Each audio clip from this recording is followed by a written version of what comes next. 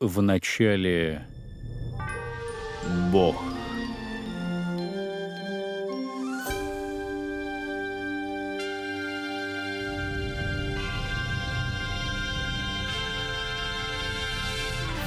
Сотворение в 21 веке.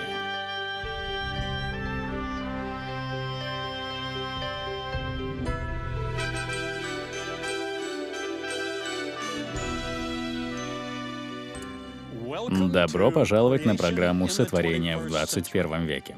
Меня зовут Карл Бо, я ведущий и директор-основатель музея подтверждения сотворения в Глен-Роуз. Хочется сердечно поблагодарить TBN за великодушие, эфирное время, великолепную студию, чтобы мы могли нести истину о сотворении мира с научной и библейской точек зрения. Также благодарю всю команду TBN за то, что на протяжении десятилетия мы имеем возможность выходить в эфир, и за содействие в осуществлении съемок всех наших выпусков. Название сегодняшнего выпуска «Вода, везде вода». Оно напоминает о сказании о старом мореходе, который мы учили в школе. «Вода, вода, везде вода, все доски обточить. Вода, вода, везде вода, ни капли не попить. Молитва лучше у того, кто любит все вокруг. Благой Господь нас возлюбил, Он сотворил любовь». Это сказание о старом мореходе. Дрейфующее море и вся вода в нем, которую нельзя пить. Сегодня мы имеем решение проблемы. Эволюционная концепция истоков жизни или космического происхождения учит нас о внезапном большом взрыве, после которого потребовались сотни миллиардов лет для возникновения твердых и огромных звезд. Ядерные частички в синтезе с пылью создают более тяжелые элементы. Они будут выплескиваться наружу новыми звездами до тех пор, пока Вселенная не заполнится плодами хаоса.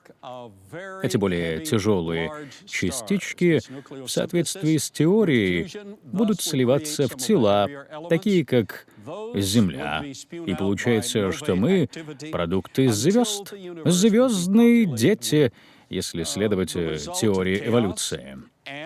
Креационисты знали, что это неправда. Однако как же доказать это научно и математически? Недостаточно одной критики какой-то теории. Необходимо уметь демонстрировать истину рядом с этой теорией. Когда приходит точное разделение между ними, становятся очевидными все уклонения и проявляется полнота измерения этой теории. В данной книге мы можем увидеть именно такой пример. Мы были закованы в кандалы теории эволюции. Эти кандалы времен гражданской войны, их носили рабы. Они были заложниками теории о том, что один человек может владеть другим в этой жизни. Есть целое поколение ученых, которые были взращены в концепции натурализма, то есть все, что мы есть, и все, что мы имеем, интерпретировалось лишь с точки зрения натурализма или материализации. И теперь вышла в свет вот эта книга. А вы увидите ее значимость, когда познакомитесь с моим другом, профессором Эдвардом Будро. Огромное удовольствие принимать его сегодня здесь. Давно мы не принимали его в нашей студии, и давненько мы не приглашали его к нам сюда, на TBN. Для начала посмотрим кое на что, прежде чем перейдем к концепции, которую ты представил. Как ты знаешь, было время, когда человек принял Слово Божье частью своего происхождения. Меня просто переполняет, что сейчас я могу показать страницу из Нового Завета. В 1834 году весь Новый Завет был напечатан чистым золотом всего лишь один раз за всю историю. Это свидетельствует о почтении и уважении, которое имело то поколение к Слову Божьему. Когда у них появилась возможность сделать это, они не замедлили совершить такое дело. Для тех людей Слово Божие было чистым золотом и непререкаемым авторитетом. Сегодня же иначе. Для нас с тобой оно является таковым.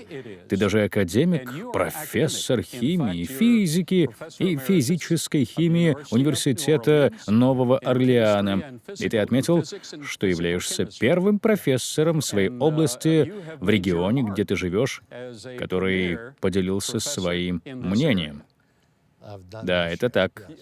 Да, и ты очень скромен по этому поводу. Я понимаю, ты хочешь обсудить темы из моей книги. Да, о чем она? Две основные темы рассмотрены в этой книге. Первая затрагивает происхождение химических элементов, которое ускользнуло от процесса эволюции. Здесь абсолютно новый подход, предлагающий начать с того, что говорит Библия. Какое же первое вещество, о котором мы читаем в Библии? Дух Божий носился над водою.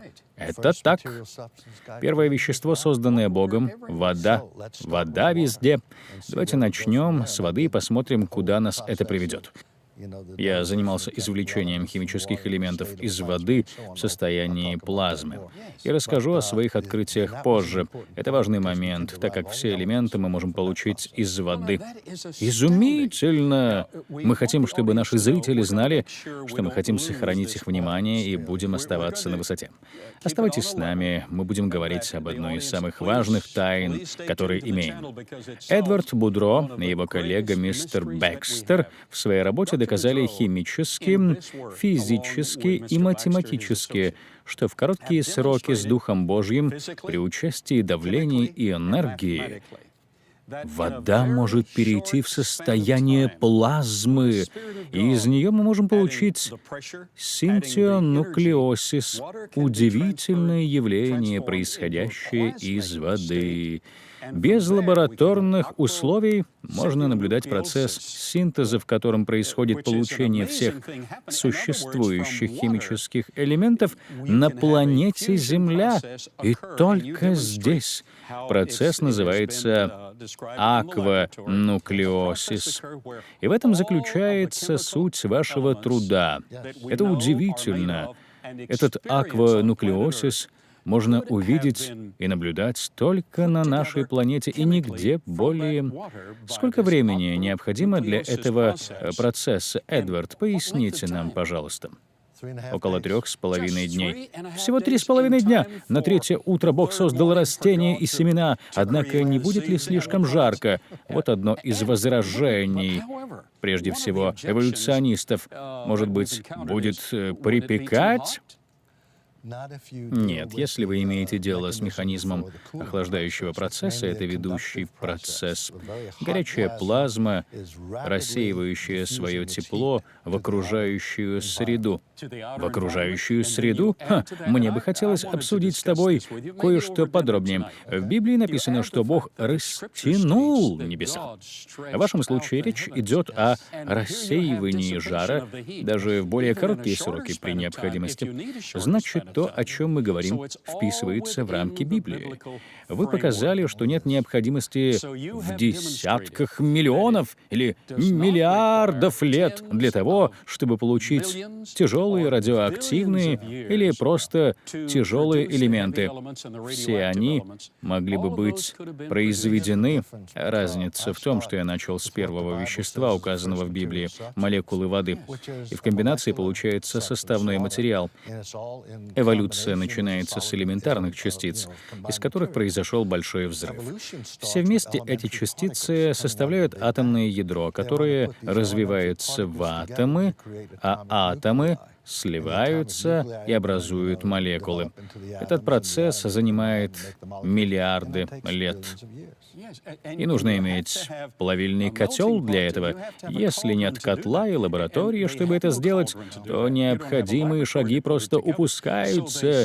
И получается, что физически уместная и подходящая модель имеет пропущенные этапы, которые объясняются тем, что они должны произойти независимо ни от чего. Каким бы образом образом это не происходило. Именно так. На основании того, что Бог есть Бог, в соответствии со Словом, которое Он дал нам, ты показал химически и физически, в соответствии со своей квалификацией, жизнеспособность и плавкость выдвинутой тобой теории. Правильно. Объясни доступным для каждого человека языком, в чем же суть того, о чем мы говорим. Встань вот здесь, пожалуйста. Здесь изображена схема атома, состоящего из протонов и нейтронов внутри и вращающихся электронов снаружи. По меньшей мере, это общепринятая модель. Все атомы имеют такую структуру, за исключением некоторых частей. Практически все существующее на Земле, да и не только у нас, имеет такую же структуру. Вот тут у нас структура атома, а чуть ниже структура молекулы воды, состоящей из водорода и кислорода. Да, она состоит из двух молекул водорода и одной молекулы кислорода. Водород серый, кислород красный. Между ними уникальные взаимосвязи. Если разрушить эти связи, то кислород отсоединится от водорода. Это случается, когда среда обладает энергетической силой. Так начинается процесс. Здесь изображено также количество требуемой энергии. При использовании обычного электролиза можно разорвать эти связи. Но ты говоришь о гораздо более большом количестве давления и энергии. Когда получаешь необходимое количество энергии от Духа Божьего, который носился над водою и выделял необходимое ее количество. Абсолютно точно. Я изучал этот вопрос и узнал от евреев, что это слово «носился» может обозначать «умело управлять» или «придавать энергию». Мне нравятся оба этих варианта, так как он контролировал любую структуру в атомах или нашего тела, или его же молекулах, функционировании органов. Планета и Земля, прежде чем мы появились на ней, умело управляли и руководили. В твоей модели ты имеешь дело не только с субатомными протоколами. В соответствии с теорией эволюции их нужно произвести, но ведь из ничего ничто не появится. Возникает вопрос «как?». Здесь ты начинаешь с причинного фактора. Кто-то, знающий, что делает, создает воду, Дух Святой носится над этой водой, ее молекулами. В результате мы получаем химические элементы и всю периодическую систему. Все это изложено в твоей книге. Давай теперь покажем визуально то, о чем мы говорим. Если Дух Святой активирует целую чашу воды, имеется в виду не во всем космосе, но какое-то ее количество, преобразует ее при помощи своей энергии в горячую, как солнце, плазму, которая излучает энергию, очень высокую температуру и высокое давление. Такая плазма имеет интенсивное магнетическое поле внутри себя. Вот здесь плазма, произведенная из воды. Так как Земля будет изменена, то вот тут состояние измененной плазмы, которое мы пытаемся объяснить. Как же вот в этих условиях мы можем получить химические элементы? Ну, все дело в слиянии ядер атомов. Помните, электроны в атоме движутся, и только атомы остаются прежними, так сказать, неизменными. Ядра сталкиваются под действием высокого давления. При столкновении они плавятся и формируют новые атомы, собираясь при этом парами и формируя своеобразные цепочки. Начав с воды и водорода, который очень быстро выходит из игры, но также большая часть его остается и в воде. Изучая каждый из данных процессов образования натрия или углерода из двух слияний и так далее, мы видим, как они встают в периодическую таблицу. Далее мы можем рассмотреть целую группу различных элементов по подобной же схеме. Вот она. Весь этот процесс контролируется в основном кинетикой, и еще столкновениями, и научные полностью доказаны. Все эти принципы были продемонстрированы наукой на протяжении десятилетий. Ты единственный, кому удалось все это сопоставить вместе. Мог бы ты пояснить нам вот этот план? Хорошо, это описание временного процесса развития химических элементов периодической системы. Требуется около 45 часов для начала. Думаю, что в книге я скорректировал это время до 3,5 дней. Когда была написана эта схема, еще не вся работа была завершена. Это время соотносится с библейским значением. Существует механизм быстрого охлаждения, но если быть более точным, то понадобилось 45,2 часа. Лапласки продемонстрировал это. Я упоминаю об этом на протяжении всей книги. В итоге, за короткое время мы уже имеем плод. Да, дружелюбную среду для планеты. Думаю, пример с холодильником будет подходящим для сравнения. Чтобы охладить воду и превратить ее в лед, используется газ, компрессируемый, а затем расширяемый в камере, и так получается быстрое замораживание. В нашем случае мы имеем расширение космической материи, описанной в Библии, и охлаждающему фактору потребуется около 36 часов, чтобы выполнить свою работу. Неудивительно ли это? Космос, как один большой, огромный холодильник, замораживал эту воду. Эти цифры, конечно же, совпадают с цифрами, которые получились у меня и которые я также описал. Я их взял не из воздуха, но из механики. Ты прав, и получается, что твоя работа не просто искра в темноте и не какой-то фокус, но приносящая пользу, научная работа. Все данные соответствуют физике, химии и математике. И ты преодолел основное столкновение, с которым встречались креационисты.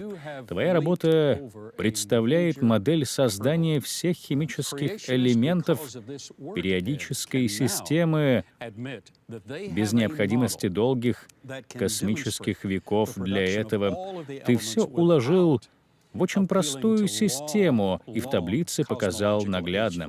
Полагаю, что так и есть. И все, кто критиковал твою книгу, могут теперь знать, что есть правда. Позволь пожать твою руку, руку человека, который показал разницу. Это работа Бога. Да, это Он дал тебе откровение.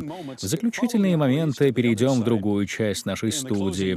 Думаю, что в эти моменты мы сняли кандалы теории эволюции.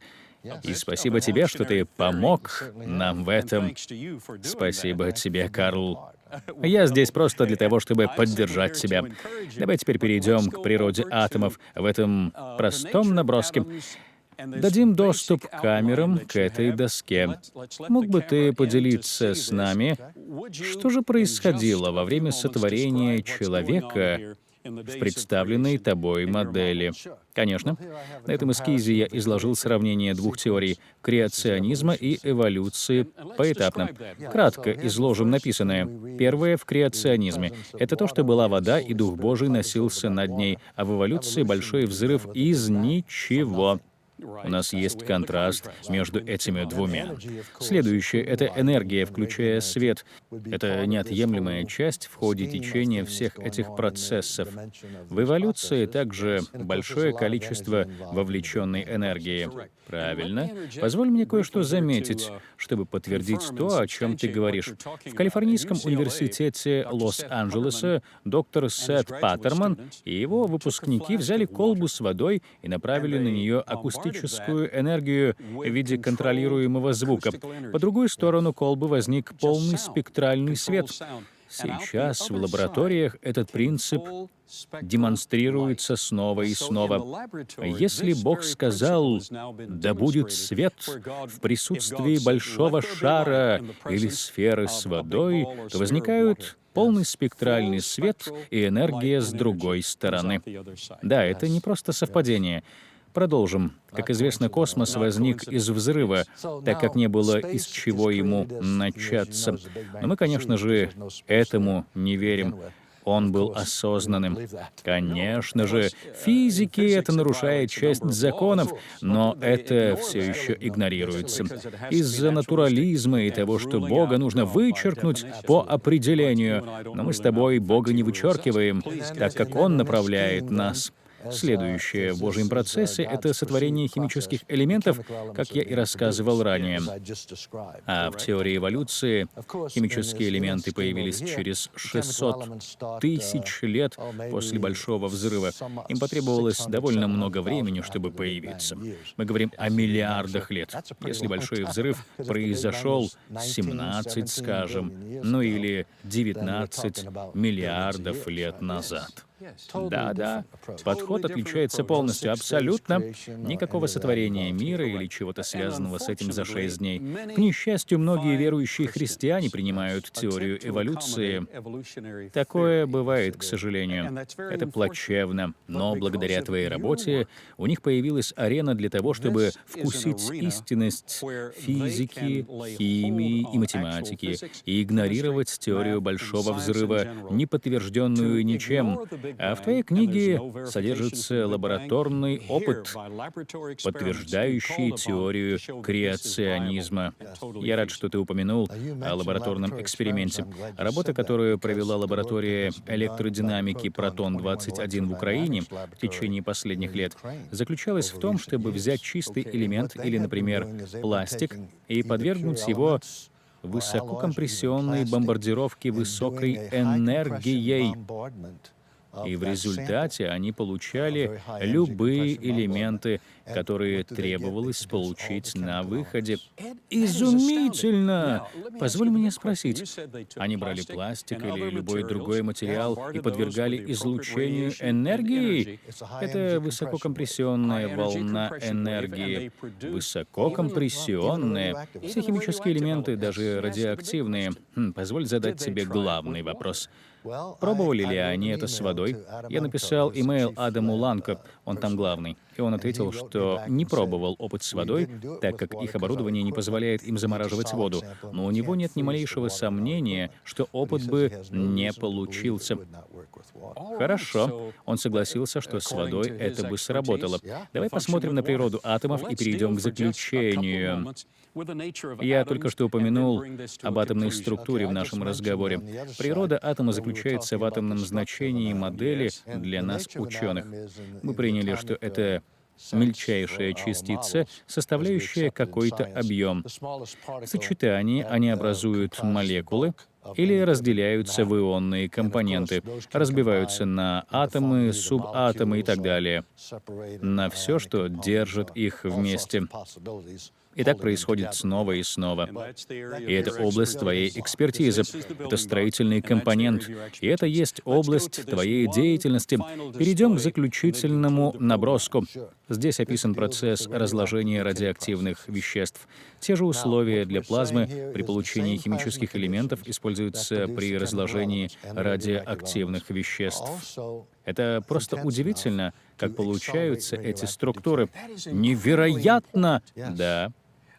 Аудитория не до конца, наверное, понимает, что это было барьером в дни потопа при Ное, а не только во время сотворения, где мы могли бы применять распад этих радиоактивных веществ. И то, что раньше, казалось, занимает целую жизнь, теперь осуществимо за короткие сроки. Так и происходила работа Божия при сотворении. Это так? Да, это и есть то, что имеется в виду. Есть еще кое-что, Карл. Это модель для альфа-распада, в детали которой я не буду углубляться, так как это достаточно сложно для восприятия. Мы хотим показать, что в описанных условиях плазма способна совершить то, на что раньше считалось требуется миллиарды лет. Это возможно. Пойдем в центр студии. Давай заострим на этом внимание и завершим наш выпуск сегодня. Доктор Будро, аккредитованный специалист, сообщил нам, что радиоактивный распад, которому требуется на осуществление миллиарда лет, теперь может произойти за минуты. В завершении этой программы я хочу поделиться с вами чем-то, что может занять место в вашем сердце.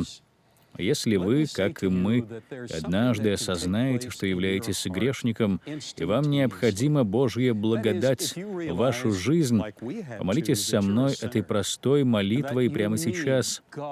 «Дорогой Бог, я грешник. Мне нужен Иисус Христос. Я прошу Тебя, Господь Иисус, прямо сейчас войти в мое сердце и поселиться там навсегда. Я объявляю Тебя прямо сейчас своим Спасителем. Я буду служить Тебе всем моим сердцем». Если вы помолились этой простой молитвой, то Бог этой вселенной вошел в ваше сердце и сделал вас своим детем. Теперь у вас есть привилегия и обязательство служить Ему всем вашим сердцем.